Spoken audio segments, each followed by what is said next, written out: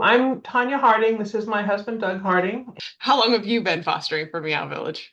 We've been fostering about 3 years now. There was a big, what I would call a big hoarding situation outside of Salem Mm, during a particularly hot early period of the summer a couple of years back. It just crossed my attention at exactly the right time, and mm, I couldn't not reach out and try and do something. So up until volunteering with Meow Village, I had limited my contributions to animal rescue to just writing checks occasionally and mm, feeling terrible that things were mm, happening that I didn't have anything to do, that I felt I couldn't do anything about.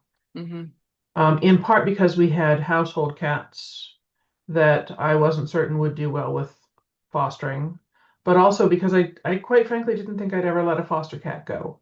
mm. Because the idea of relinquishing a cat that's come into my heart and that we've loved and we've cared for was just too difficult to imagine. Yeah. I had never seen a circumstance as bad as what I was starting to see unfold. Meow Mm, Village was posting some about it online, and the need was so desperate that I reached out. Part of that was because we had lost our 23-year-old tortoiseshell cat mm. about 4 or 5 months before then. And she was the one where I had said, I can't do anything Right. that disrupts her life. Yeah. And I mean, the overcoming it in part was learning that you don't necessarily have to integrate foster cats into your household cats. As we've brought more and more cats, more and more foster cats into the house, we've had to deal more and more imaginatively with how to segregate all the cats. You have to be able to clean the space in between Hmm. so that anything one cat had, even if the cat is cured of it, you can't have microorganisms living in the environment afterwards. So Right. Doug does a heck of a lot of cleaning and sanitizing of spaces in between cats. And some Good for things, you. like disposable things, have to be gotten rid of, and we Hmm. bring in new toys and things like that for cats. If a cat has been with us long enough that they've gotten accustomed to a piece of furniture, like a piece of cat furniture, and it's the sort of thing that we would have to deep clean if we brought another cat in, I've taken to just giving the cat treat along with the cat Yeah. Yeah. because That's great. that cat's already on it, that cat already likes it, and then we don't have to clean it. So, Yeah. I love that. That's a really great way to go because then that gives them something to help ease their transition as well, something that's familiar and part of their home territory that they can take into their new yeah. home environment. So, why is fostering so important? For years before I got into fostering, we would go to the Humane Society or something like that and get a cat.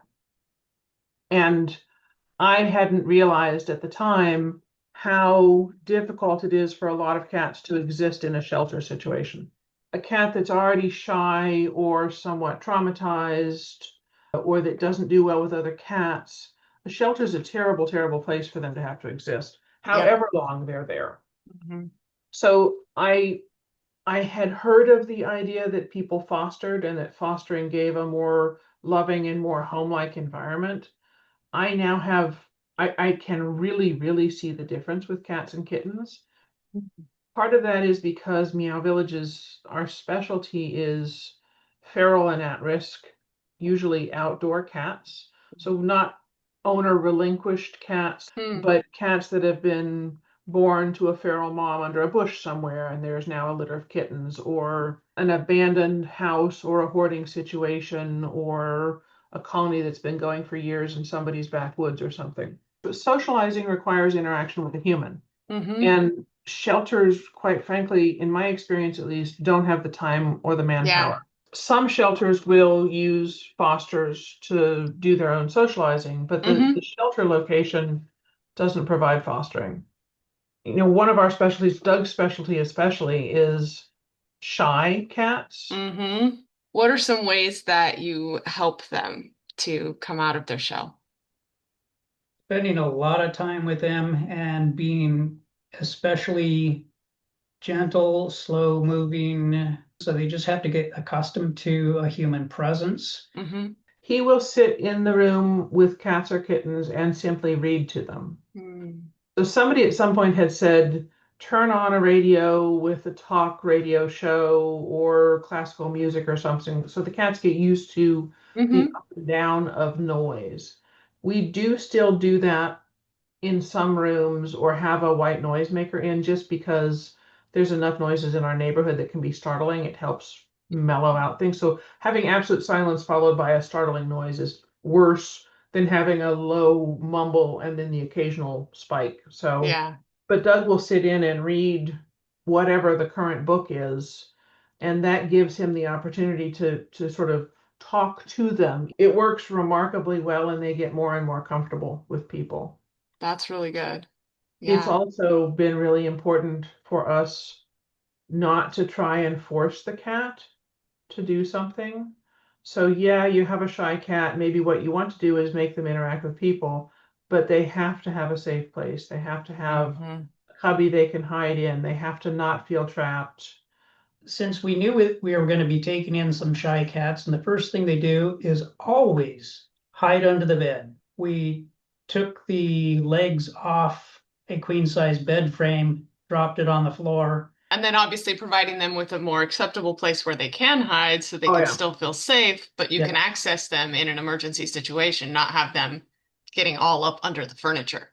It is good to associate the comings and goings of a human with the arrival of food or snacks. That's especially important with young kittens that are shy still and not yet. Hmm.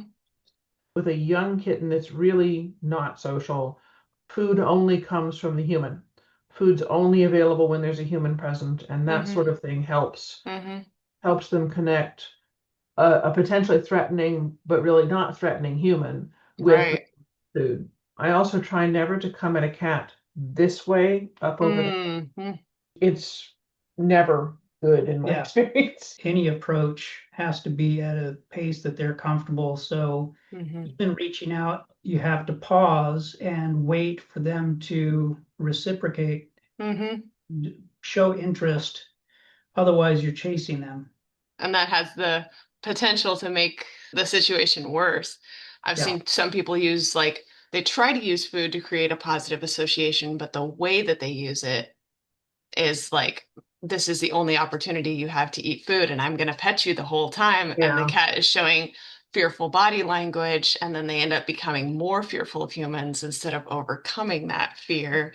Or the person ends up like getting bit because the cat was kind of like, I want the food, but I'm scared. And the person is like, oh, they're fine. And they went to pet. And yeah, so definitely important that people be mindful to go at the cat's pace and yeah. not put them in a situation where they feel pressured and they don't feel like they have a safe place that they can hide. Some cats become friendly, cuddly pets as long as we learn how to interact with them appropriately and pay attention to their body language. Others, more like your kind of house feral, they are somewhat socialized to humans, but not completely. And then you've got the barn cats or the working cats that are not at all socialized to humans. Right. How do Meow Village folks make that determination? We actually have a team of people involved in the intake process who evaluate incoming cats. There are some things you can tell even from a distance. If the cat meows in your direction, that cat has interacted with humans a lot. Mm-hmm. It may be terrified, it may have been abandoned by somebody, but if the cat meows to you, it's not feral. One of the things that we've learned is, in part, it comes from spending enough time with each individual cat. The cats will tell you the right answer. We fostered a cat that was believed to be too mean to be socialized. So Mm. he'd been somebody's cat, he'd been a house cat, but had had horrible dental problems, Oh, had gone for baby. a year without good dental care, Mm. came to us, immediately got the dental care he needed, but had not in that year been really socialized. He had learned to communicate basically by biting, by nipping. Mm-hmm. Mm-hmm. And people said that he has absolutely no tells. You can't tell when he's going to bite. He just bites out of the blue. And we spent maybe a week with him, and we're like, he has really easy tells if you just watch. I mean, if you're only out of the corner of the eye and you just reach out to pet him and you're not paying attention, he'll bite you. But if you watch and he tells you he doesn't want to be bit, he doesn't want to be touched, you're fine. Yeah. He's now out. because we could teach the adopter that, he has become the best friend of a young man who sends us the most incredible photographs. The cat has an entire window to sunbathe in and is having a fantastic time.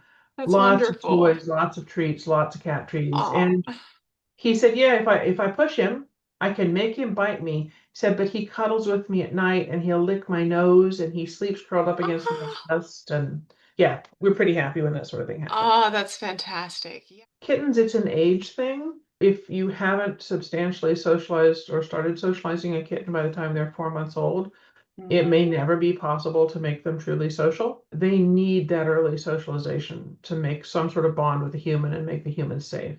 Mm-hmm. You might be able to make friends with a cat after that. Our house semi-feral Marmo, we got him at more like 6 or 8 months, but we could not catch him to get him to the vet until he was near death. Mm. I think he's finally learned that maybe these humans aren't so dangerous after all. They made me feel better. So there's that 4 month you were saying, kind of period for socialization. I know there's another one that's earlier. There's like a 2 to 7 week um, socialization.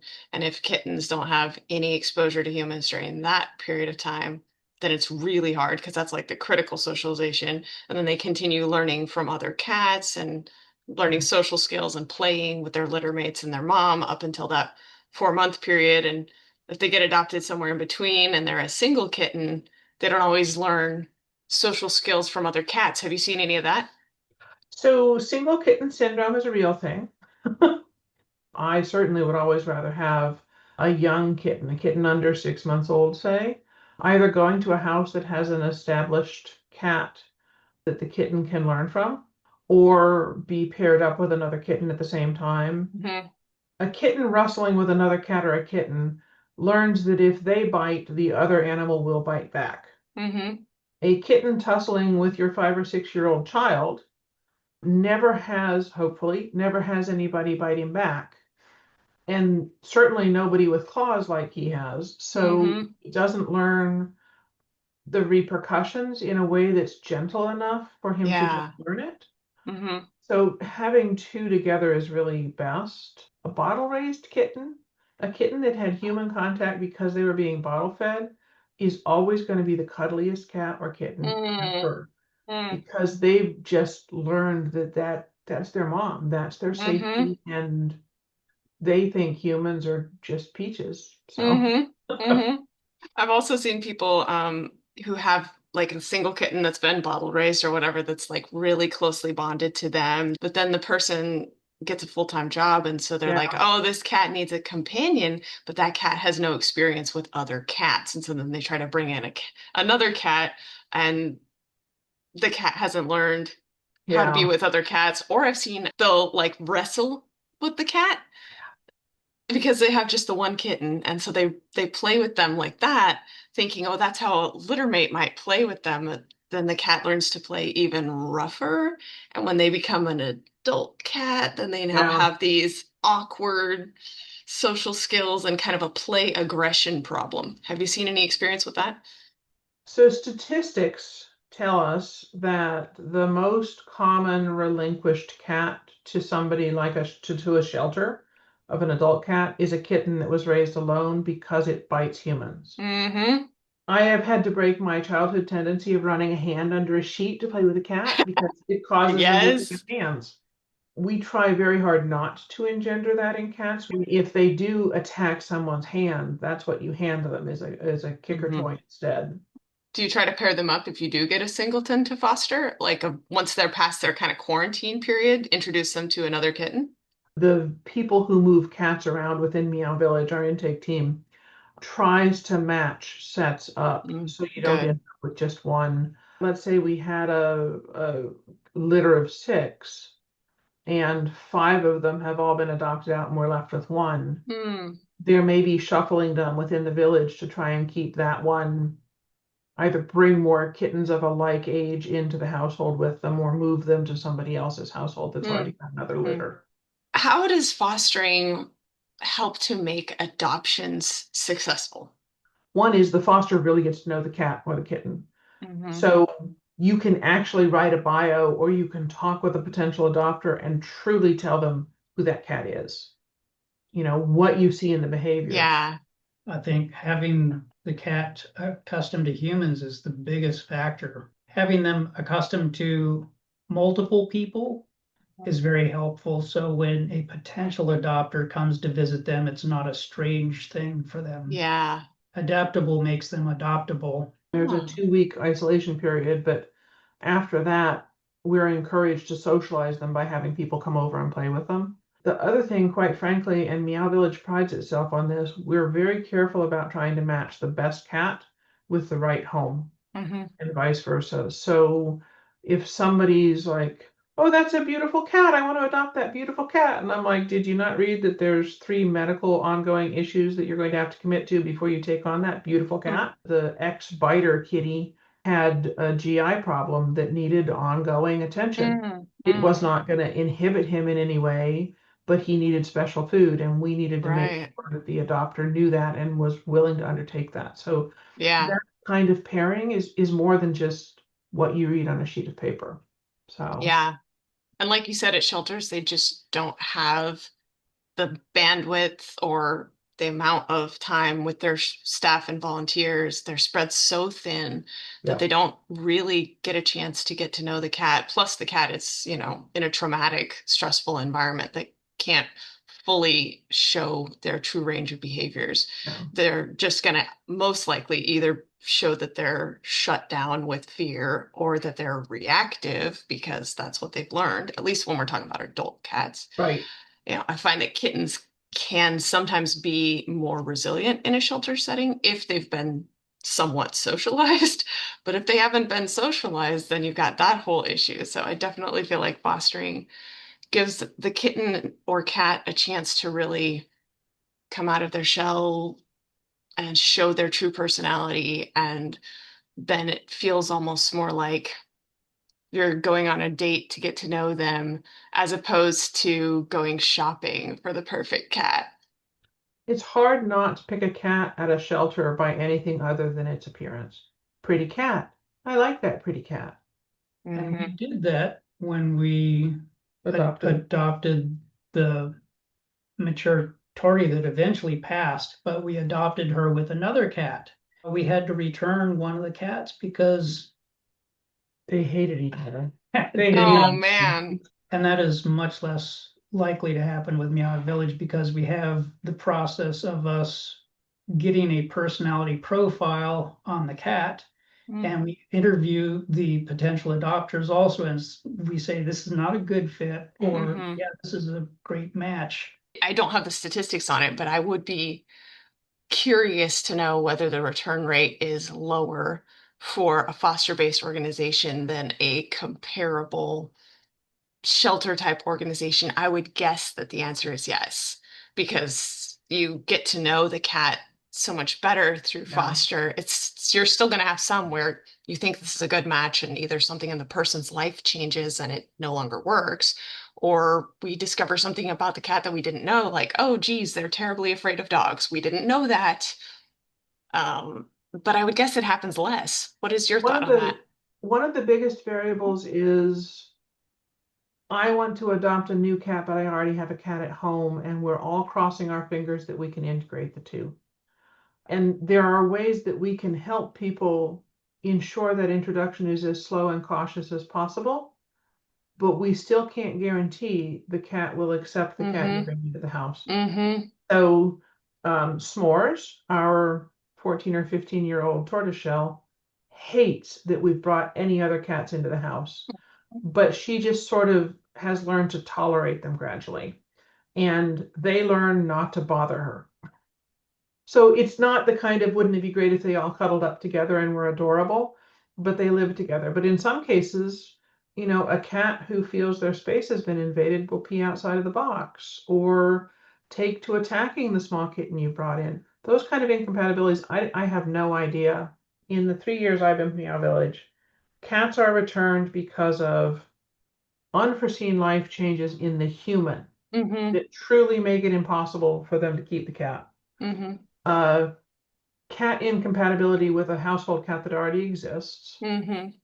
or they were adopted a cat that they were told was shy, and it's shy, and they thought it wasn't going to be. Those are the three things that I see when I Yes. talk to them. Oh my gosh. It's like you tell them it's going to take time. They're going to need to be patient, but their patience only lasts like 2 or 3 days. And then they're like, we thought she'd be done hiding under the bed by now. The worst we saw was 18 hours. A kitten was returned in 18 hours because it didn't sit on the person's lap that night when it got home. Are you kidding I me? am not Wow. kidding. The best result we've seen, we adopted out a cat that was really, really shy. Doug had spent months with this beautiful cat, and we talked to the woman about it, and she came and interviewed for 2.5 hours the first time, and then came a second time and spent a couple of hours. And never saw the cat in the first visit. Cat never came out from under the chair, and yet she sat there and talked and everything. She adopted that cat, and for weeks I would get updates. I was sitting in the room reading to him and never saw him, or I can see him on the camera at night, but he never comes out when I'm in.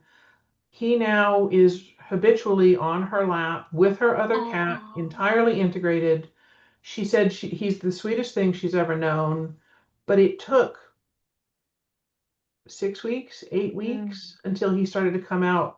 But he's perfectly integrated and incredibly happy now. that's wonderful. Patience. Yeah. Time, patience, and consistency.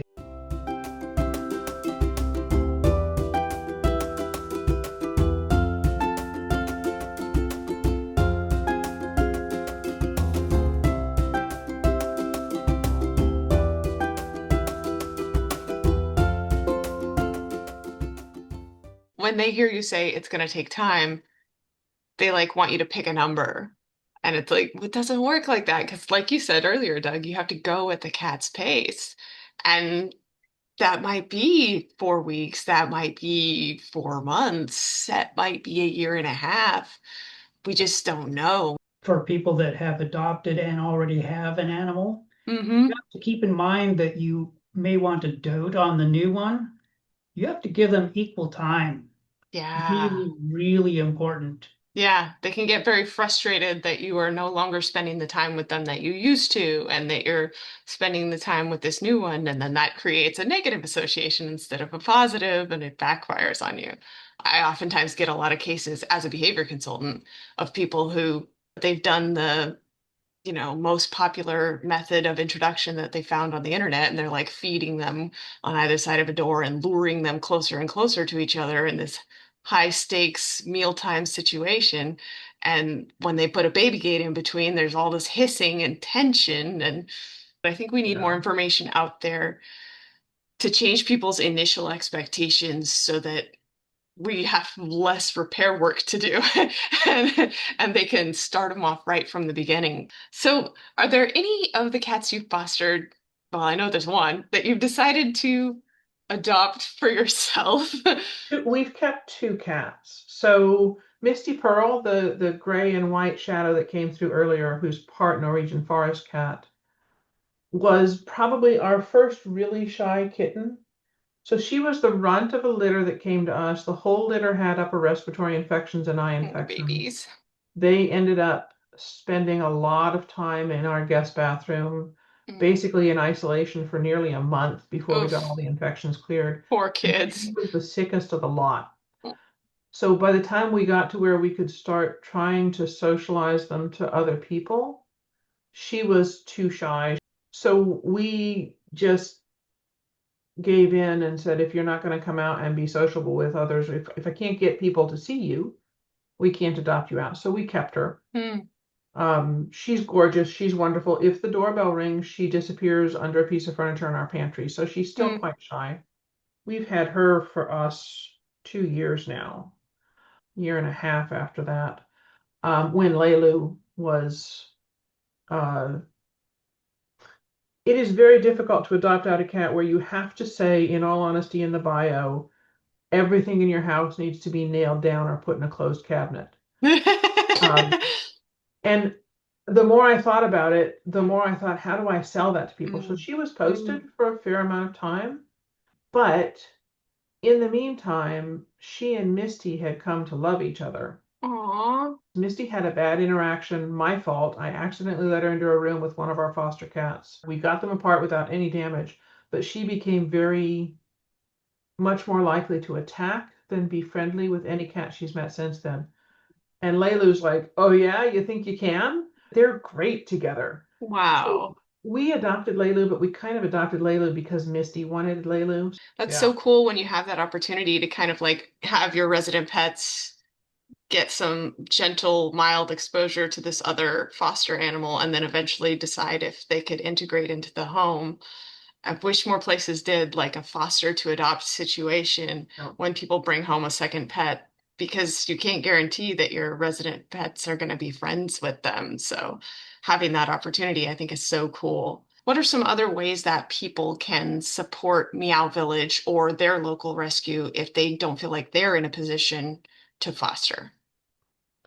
So Meow Village is an organization that doesn't have its own physical location. So you're not like the Humane Society or a county rescue that has a Mm-hmm. building. We don't have a building.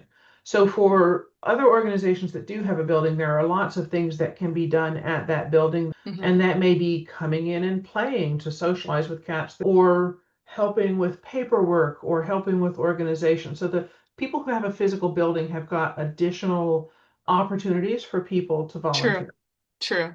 Meow Village, because we don't have a facility, all of our fosters are fostering from their homes. Fostering is a pretty intensive thing. Not everybody can do it. We need people supporting us within the village who are doing the other things to make the organization run right. We have fundraising, we have IT and communication teams, we have administrative teams, we have the people who help maintain our database. One of our biggest fundraisers is an arts and crafts event, and it includes arts and crafts sales, and a lot of the materials in that are donated by people. So we have an entire art Excellent. committee and a craft group. They can make and donate things. I talk a lot about the social side. There's also the feral and barn cat side. Mm-hmm. So we have feral barn fosters. It's both easier and more difficult. You're not really looking to socialize the cats, but you really, really have to contain them properly.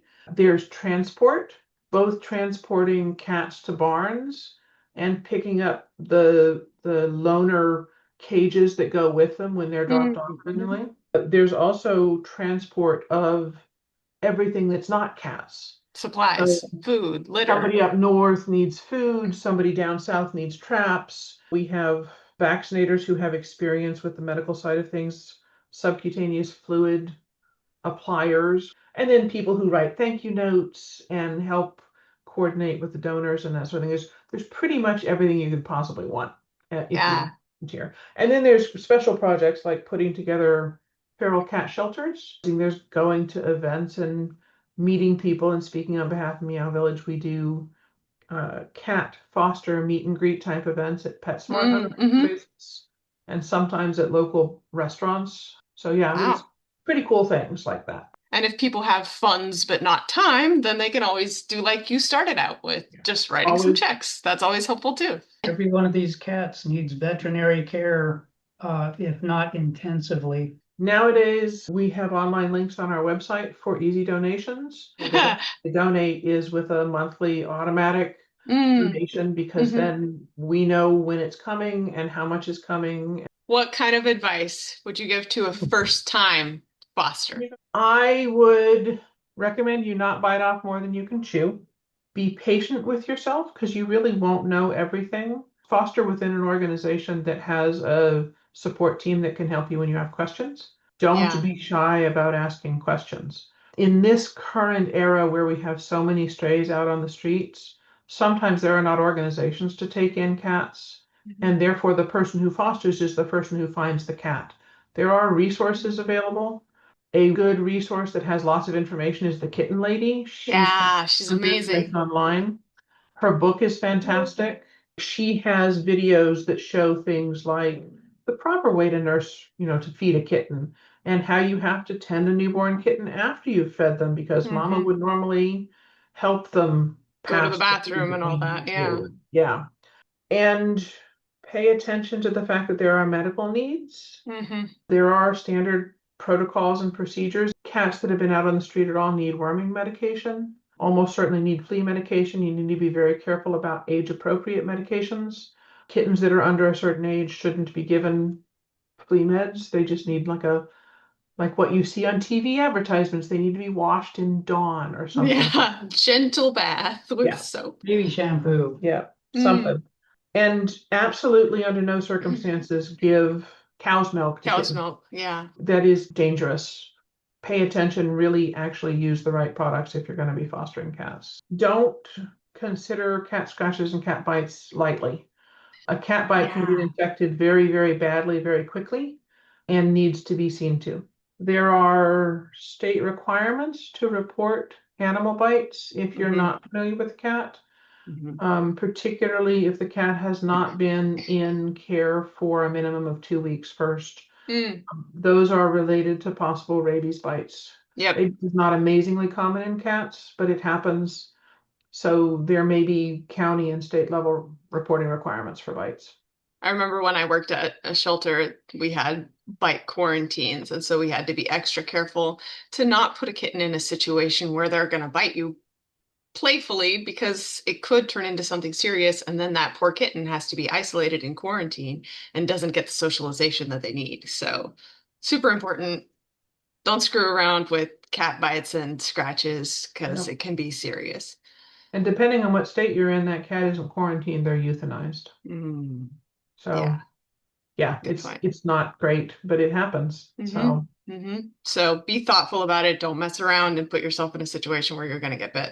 yep. Specifically, the best way to get yourself bitten is reach into an enclosed space that a cat's trying to hide in. Yeah, that's a good way. Yeah, reach right under the bed. Here, sweetie, come on out. Yeah, Not not maybe the best way. not what we want to be doing. Are there any last closing thoughts that you want to throw out there? Fostering can be emotionally taxing for people who are empathetic. I expected neglect cases. I did not expect to learn that people are actually cruel to animals. It's hard, and being involved with an organization that fosters and rescues animals has let me know that the balance is on the light side of things. So for every person who is neglectful or cruel or unkind, we have an entire team of people who are loving and caring.